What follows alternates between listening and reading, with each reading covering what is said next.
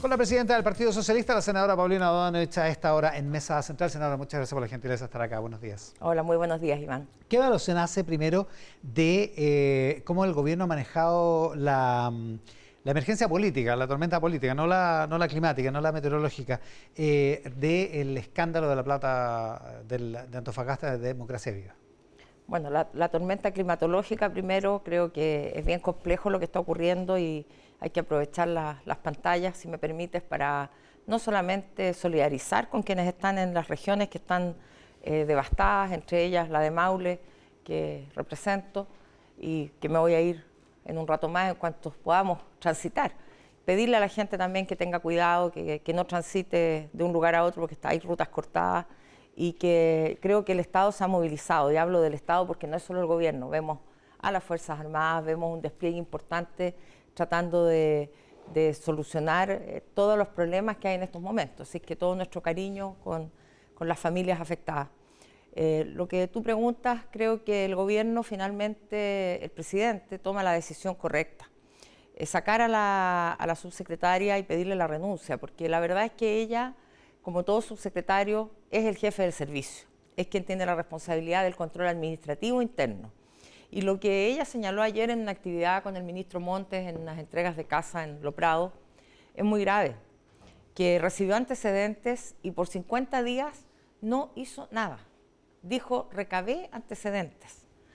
Pero todos sabemos que frente a una denuncia, como es lo que ella recibió, porque ella recibió un correo con una denuncia, lo que se hace es trasladar a la institución, digamos, a la Fiscalía del Ministerio, al equipo de auditores, a terreno y que hagan una investigación. Usted no fue recabar subsecretario, usted conoce bien esa pega. Por cierto, y me tocaron casos complejos donde nosotros realmente al minuto tomamos todas las medidas para poder esclarecer los hechos que había que investigar y hacer prontamente las denuncias a la justicia, porque no puede quedar a criterio del funcionario público, que es el jefe de servicio, determinar si hay o no delito frente a cualquier hecho que se vislumbre que puede constituir delito. La obligación legal es de denunciar en 48 horas. Ella no solo no hizo eso, sino que tampoco puso en conocimiento al ministro.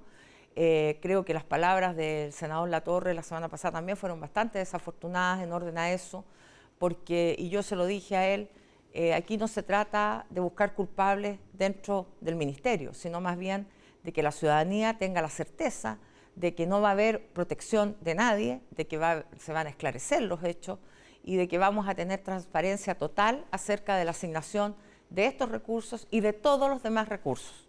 ¿Cómo queda la relación política con Revolución Democrática después del incidente esta semana con el presidente de ese partido? Mire, yo al menos no tengo problemas de relaciones personales ni políticas con Revolución Democrática. Aquí hay 2 militantes y una diputada que hoy día están en el centro de la investigación y que habrá que esperar que la justicia, la Contraloría y las demás entidades se pronuncien. Pero no es tampoco el partido el que está involucrado, no es una fundación del partido, según lo que ha señalado el propio Latorre. Por lo tanto, hay que distinguir, y creo que ellos han tomado como partido determinaciones bastante drásticas. Expulsaron tanto al ex Ceremi como al ex pareja de la diputada, y a la diputada la han sometido al Tribunal Supremo, que ha determinado suspender sus derechos de militante. De manera tal que creo que obraron con agilidad en este punto, y también creo que también están muy interesados en que se esclarezca la situación judicial a la brevedad para que podamos tener toda la información y ser transparente, como digo, no queden mantos de duda sobre el uso y el buen uso de los recursos públicos. Si hubiera más casos, o si se comprobara que en estos casos la plata fue para financiar las actividades del partido, por ejemplo, o actividades de campañas políticas, ¿eso pondría en tela de juicio la confianza política con Revolución Democrática? Hay que esperar la investigación. Yo le pido y lo he pedido públicamente al fiscal nacional que agilice la investigación, tal como se hizo diligencias prontamente. El ministro Montes va a viajar ahora el día martes a la región a entregar todos los antecedentes que obran en poder del ministerio. Me parece fundamental que se agilice la investigación, que el plazo de investigación sea breve para que conozcamos los antecedentes y los delitos por los cuales se va finalmente, eventualmente, a formalizar a los involucrados. Porque no podemos empezar a nosotros, sin tener mayores antecedentes más que los que están en la prensa, a calificar los eventuales delitos. Por supuesto que si hubiera una arista de financiamiento ilegal de la política, eso ya es de otra envergadura y es otra reacción probablemente la que tendríamos. Trae otras consecuencias. Por supuesto. Se lo pregunto porque no sé si leyó el editorial de la Semana Política del Mercurio de hoy, pero uno de los capítulos del editorial dice: el socialismo democrático sufre el desgaste. Sostiene la tesis de que los partidos del socialismo democrático, entre los que está el Partido Socialista, sufren el desgaste de estar gobernando con partidos como Revolución Democrática, que los involucran en este tipo de, indirectamente, en este tipo de escándalos. Y se termina preguntando, el Mercurio hace un debate al interior de los partidos del socialismo democrático sobre la conveniencia para su proyecto político de permanecer en el gobierno. También podría abrirse. Bueno, creo que nosotros, yo voy a hablar por el Partido Socialista, somos un partido que ha trabajado lealmente con el presidente Boric, entendiendo que los cambios que él ha propuesto son beneficiosos para el país.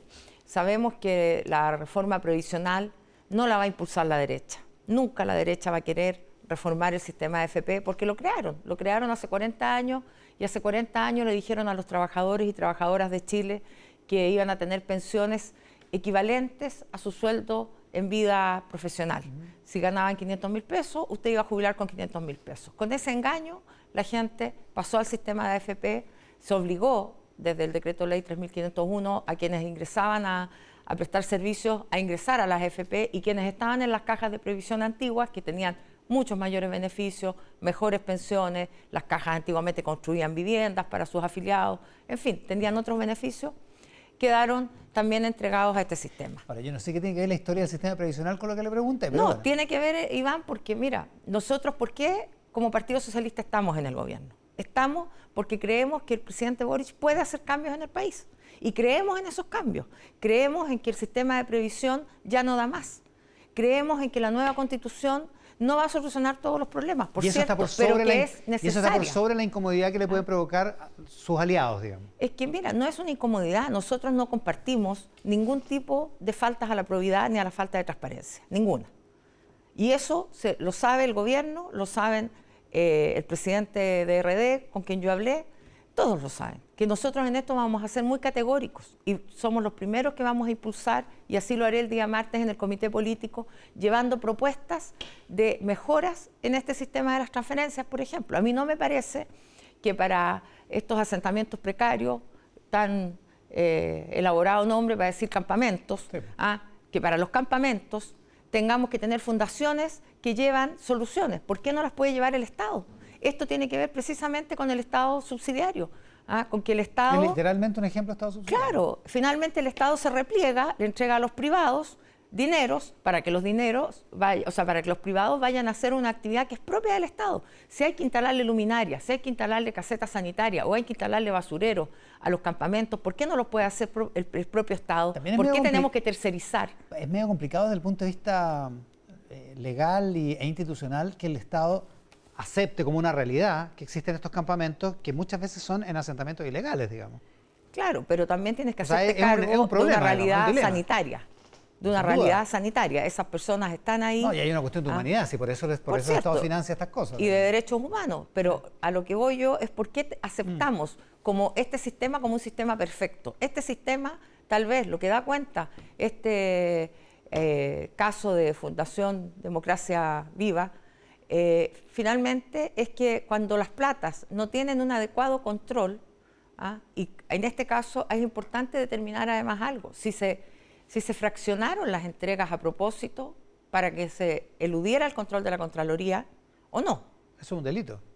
Por eso lo digo, porque en las compras públicas tú tienes un monto que es obligatorio hacerlo por compra pública, por el sistema de compras públicas.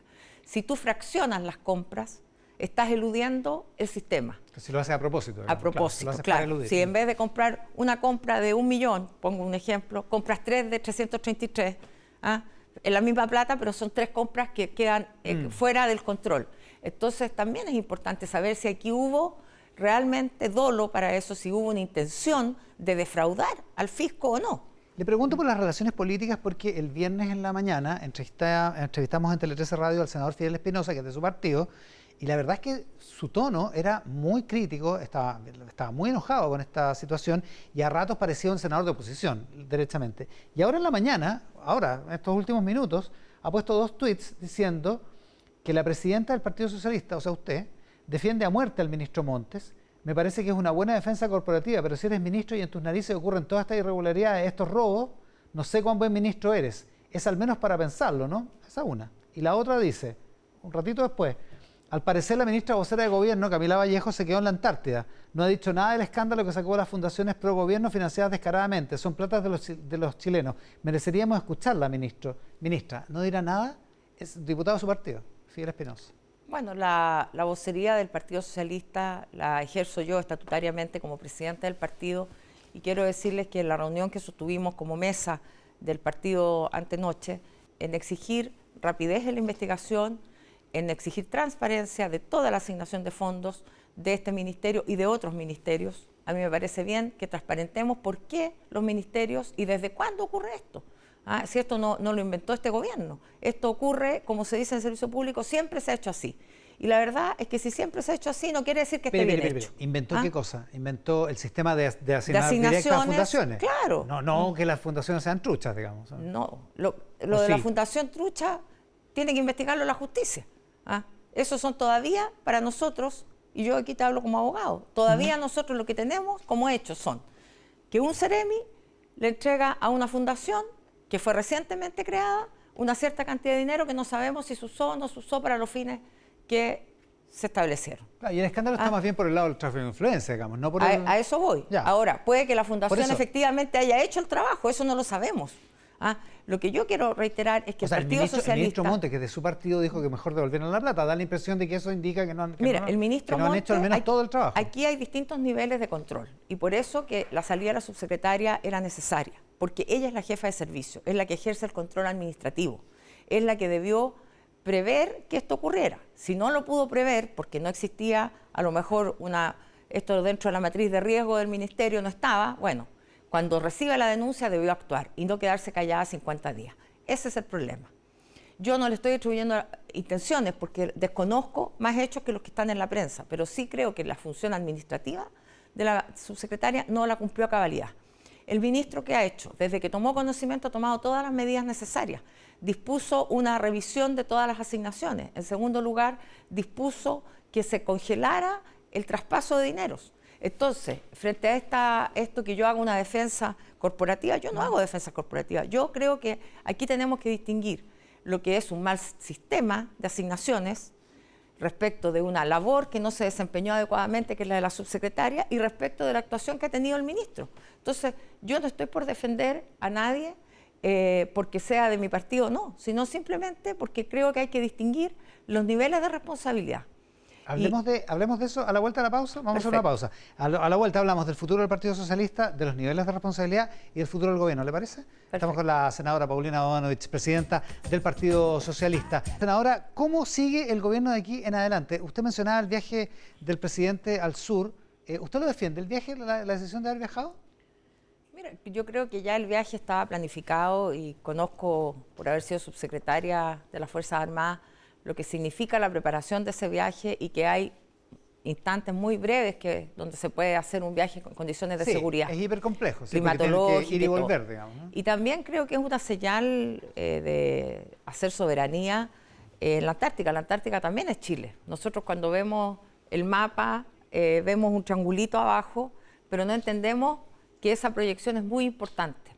Por lo tanto, tal vez, claro, en el momento en que se da era complejo, pero creo que el Estado funcionó.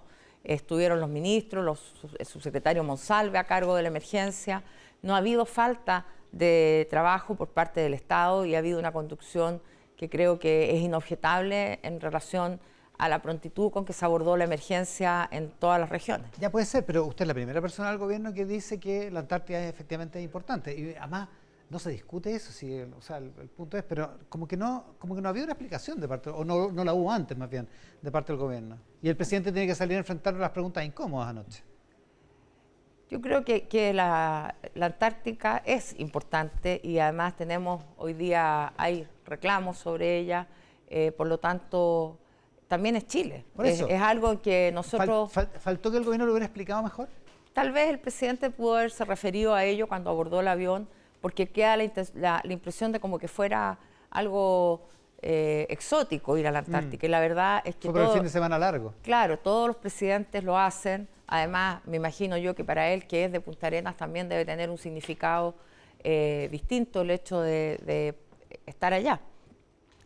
Pero creo que, claro, empezaron memes como que el presidente estaba con los papás de vacaciones. Yo creo que lo importante aquí es que la situación de emergencia se abordó oportunamente, se dispusieron todos los medios. Yo estuve en contacto permanente por la región de Maule con el subsecretario Monsalve, con la ministra, y siempre estuvieron los recursos disponibles para Senapred, y también ahora que se ha decretado la zona de catástrofe hay recursos adicionales disponibles con mecanismos más flexibles, de más rapidez, y donde también ayer en la reunión en la que pude participar con el gabinete regional, también los alcaldes estaban muy preocupados de cómo hacían uso de esos recursos en relación a que se les instruyera adecuadamente para que no vaya a haber problemas de transparencia, de probidad, porque aquí se autorizan compras directas, etcétera.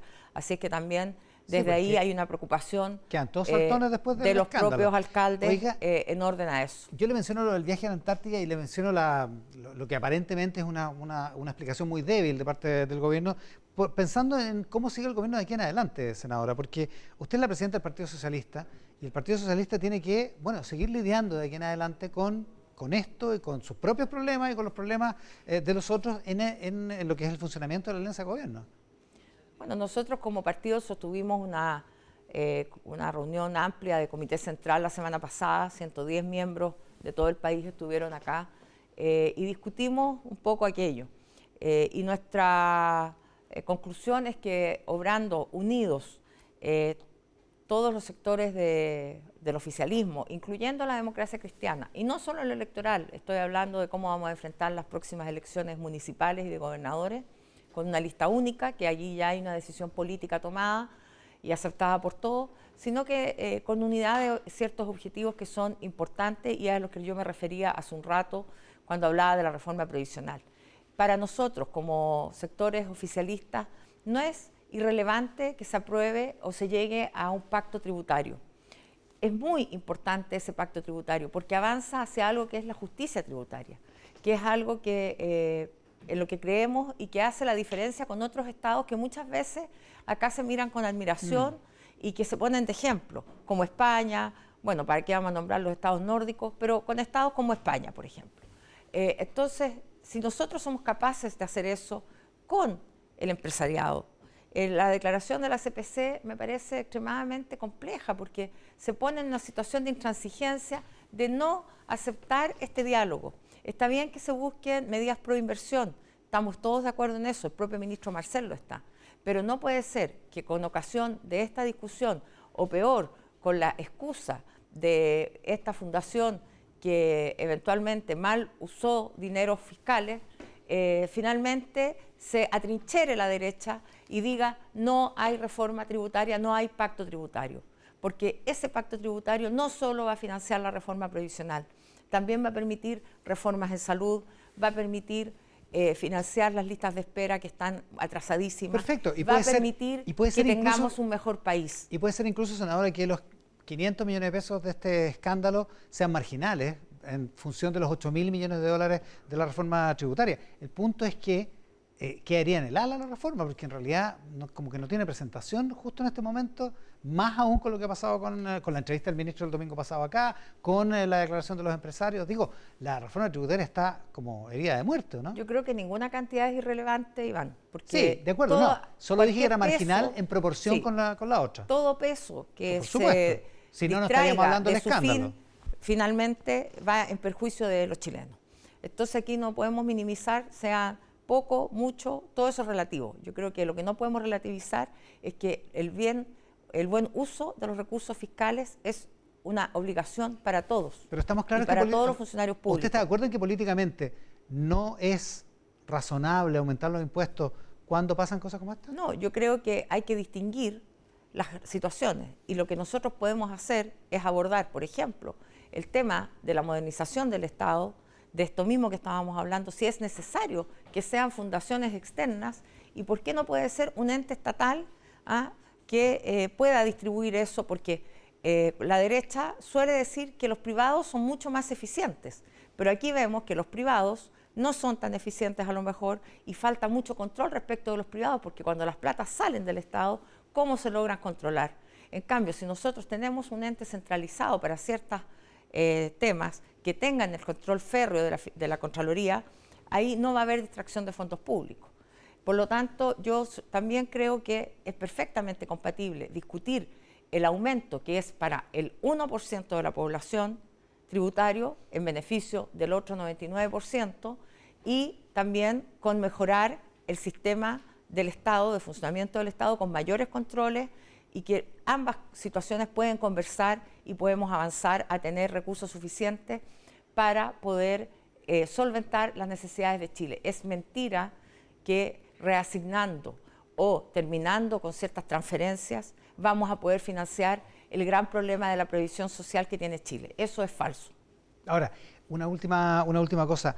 El Pablo Comandari hace un ratito acá, en ese mismo lugar donde está usted, decía que una de las cosas que cambió el tono del ministro Montes es el que en vivienda descubrieron que había en el norte funcionarios que estaban trabajando para la Seremi de Vivienda de Antofagasta y al mismo tiempo tenían contratos con la Fundación Democracia Viva a la que tenían que controlar en sus rendiciones. Bueno, porque evidentemente el ministro, que tiene una larga trayectoria política y que da cuenta de una conducta intachable durante su vida, esto lo tiene que golpear, porque no puede ocurrir. Para nosotros es bastante inaceptable que ocurran estas cosas. ¿Pero qué le parece que se haya armado un esquema como ese? ¿Un esquema como qué? Como que funcionarios de la Seremi de Vivienda de Antofagasta tuvieran además un contrato con la Fundación Democracia Viva a la que tenían que, entre otras cosas, revisar esos antecedentes los desconozco, no tengo conocimiento de aquello. Ya, senadora, muchísimas gracias por la gentileza de estar acá. Muchas gracias, Iván, y quiero hacer un muy breve recuerdo. Nosotros, como Partido Socialista, hoy día conmemoramos los 48 años de la desaparición de la dirección clandestina encabezada por Carlos Lorca, por Michel Peña, hace 48 años. Así es que están en el cementerio nuestros compañeros conmemorando aquello y con esto quiero decir que nosotros tenemos un pasado que honrar y proyectarnos a ese futuro que todos queremos que sea mejor para Chile. Y por eso tenemos una gran responsabilidad también en todas estas materias. Muchas gracias. Un episodio muy oscuro para la historia de Chile, muy triste para el Partido Socialista. Muchas gracias, senadora. Tomamos bastantes determinaciones en relación a esto.